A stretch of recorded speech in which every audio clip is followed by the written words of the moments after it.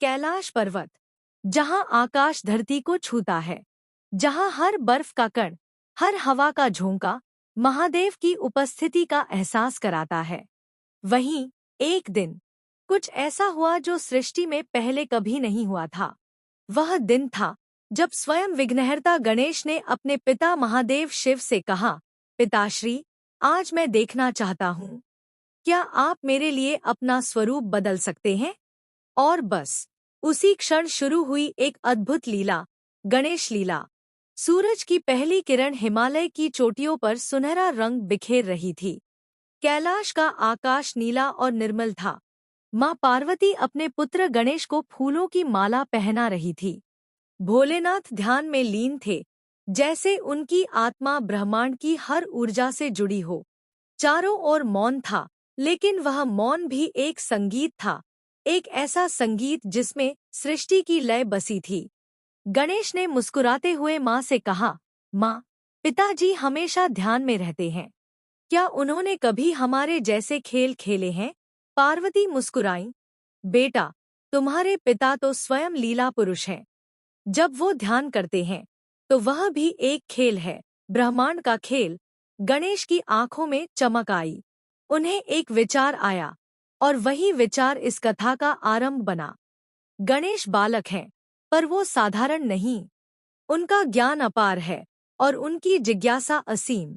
एक दिन उन्होंने महादेव से पूछा, पिता देव, आपने रौद्र रूप धारण किया है, तांडव भी किया है, पर क्या आपने कभी ऐसा रूप लिया है जो हंसी और प्रेम से भरा हो?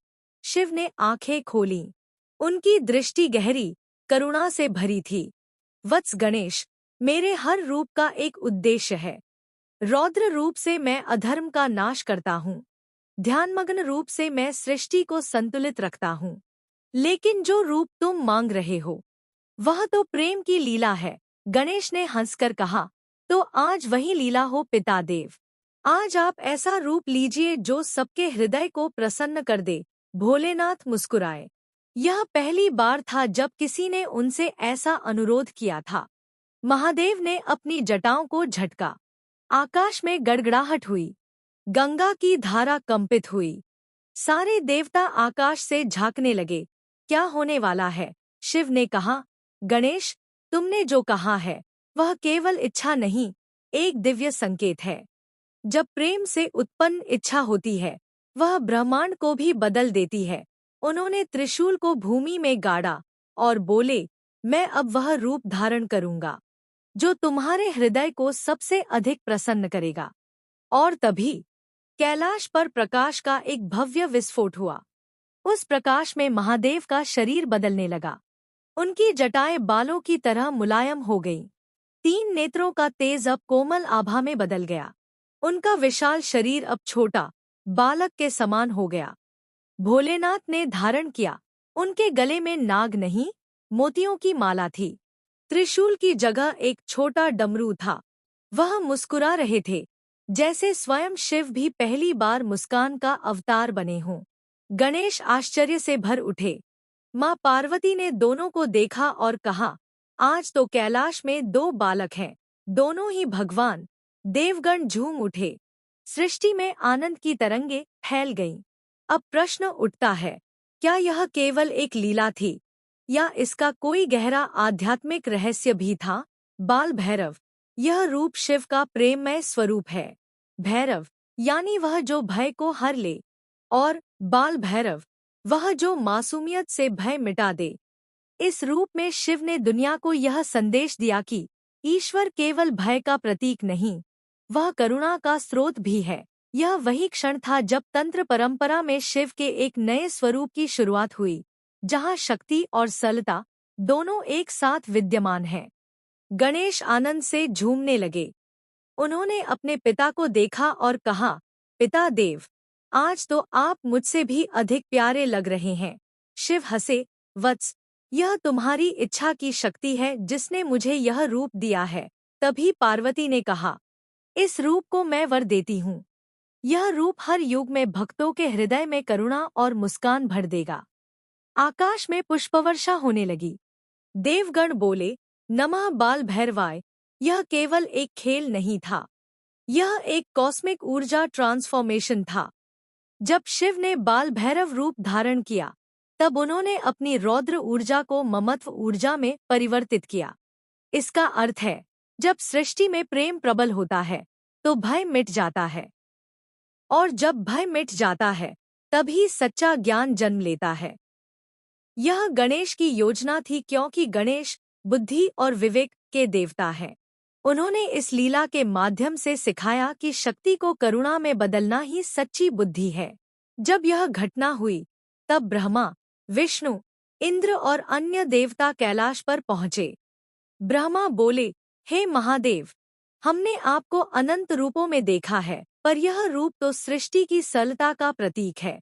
विष्णु मुस्कुराए, यह वही है जो हर जीव को याद दिलाएगा कि ईश्वर दूर नहीं, बल्कि हर बालक की मुस्कान में बसता है। गणेश ने कहा, यही तो मेरा उद्देश्य था, कि लोग शिव को केवल तांडव में नहीं, बल्कि प्रेम में भी देखें। शैव तंत्र में यह लीला एक गुप्त योग संकेत मानी जाती है। शिव का बाल रूप धारण करना दर्शाता है, जब साधक अहंकार छोड़ देता है, तो वह भी बालक समान हो जाता है, निश्चल, निर्मल और ब्रह्मा के निकट। गणेश उस अवस्था के गुरु हैं, क्योंकि वह ज्ञान और सरलता के संगम है। इसलिए शिव ने यह रूप उन्हीं के कहने पर लिया। यह रूप सिखाता है कि सच्चा योग रौद्र नहीं, शांति में है। सच्ची शक्ति क्रोध में नहीं, करुणा में है। जब यह लीला पूरी हुई, माँ पार्वती ने अपने दोनों पुत्रों को देखा। एक थे गणेश, ज्ञान के सागर, और दूसरे थे बाल भैरव, प्रेम के स्रोत। वह बोली, एक ने जगत को बुद्धि दी और दूसरे ने करुणा। जब बुद्धि और करुणा मिलते हैं, तभी सृष्टि में संतुलन आता है। यह वही संतुलन था जिसके कारण कैलाश हमेशा शांत रहता है। जहाँ गणेश का हास्य है, वहाँ शिव का ध्यान है। दोनों मिलकर बनाते हैं पूर्णता का प्रतीक। यह कथा केवल देवताओं की लीला नहीं है, बल्कि यह मनुष्य के भीतर की यात्रा भी है। गणेश हमारे ज्ञान का प्रतीक है और शिव हमारे आत्मा के। जब ज्ञान आत्मा से जुड़ता है, तब भीतर करुणा का प्रकाश जन्म लेता है। यही बाल भैरव की चेतना है, निर्मल, शांत, प्रेममय। इस लीला के माध्यम से गणेश ने हमें सिखाया कि जब तुम जीवन में सरलता लाते हो, तब ईश्वर स्वयं तुम्हारे भीतर रूप बदल लेता है। कई तांत्रिक ग्रंथों में यह लिखा गया है कि उस दिन कैलाश पर जो ऊर्जा उत्पन्न हुई, वह आज भी वहां के वायुमंडल में विद्यमान है। कहा जाता है, जो साधक कैलाश के पास बाल भैरव मंत्र का जप करता है, उसे शिव गणेश की संयुक्त कृपा प्राप्त होती है। वह अनुभव करता है कि करुणा और शक्ति दो नहीं, एक ही है। लीला समाप्त होने के बाद गणेश ने पिता से कहा, पिता देव, आज मैंने देखा कि जब शक्ति मुस्कुराती है, तो सृष्टि खिल उठती है। शिव ने मुस्कुराकर कहा, वत्स, तुमने मुझे याद दिलाया कि मेरे भीतर का रौद्र भी प्रेम का ही एक रूप है। और यह कहते हुए उन्होंने अपने बाल रूप को धीरे धीरे विलीन किया। आकाश फिर शांत हो गया, परंतु एक नई लहर फैल चुकी थी, शांति की, सरलता की, प्रेम की। कैलाश के बर्फीले शिखरों पर आज भी वह ऊर्जा गूंजती है। कभी कभी साधक ध्यान में सुनते हैं बच्चों की हंसी जैसी ध्वनि, डमरू की हल्की ताल और शंख की मंद गूंज। कहा जाता है, वह संकेत है कि गणेश लीला अब भी चल रही है, क्योंकि प्रेम और करुणा कभी समाप्त नहीं होते। यह कथा केवल यह नहीं बताती कि शिव ने एक नया रूप धारण किया, यह बताती है कि ईश्वर हमारे भीतर भी रूप बदलता है, जब हम प्रेम और मासूमियत से भरे होते हैं। गणेश हमारे भीतर की बुद्धि है, शिव हमारे भीतर का चेतन स्वरूप है। जब बुद्धि प्रेम से जुड़ती है, तभी हम दिव्यता को महसूस करते हैं। और यही थी गणेश लीला की आत्मा। तो जब भी आप किसी बालक की हंसी सुने या किसी मंदिर में डमरू की हल्की ध्वनि गूंजे, समझ लीजिए वह वही क्षण है जब शिव अब भी मुस्कुरा रहे हैं अपने पुत्र गणेश की लीला में। अगर आपको यह कहानी पसंद आई हो तो इसे लाइक करें और ऐसे ही दिल को छू जाने वाली कहानियां सुनने के लिए हमारे चैनल को सब्सक्राइब जरूर करें। आपका साथ हमें और भी प्रेरित करता है।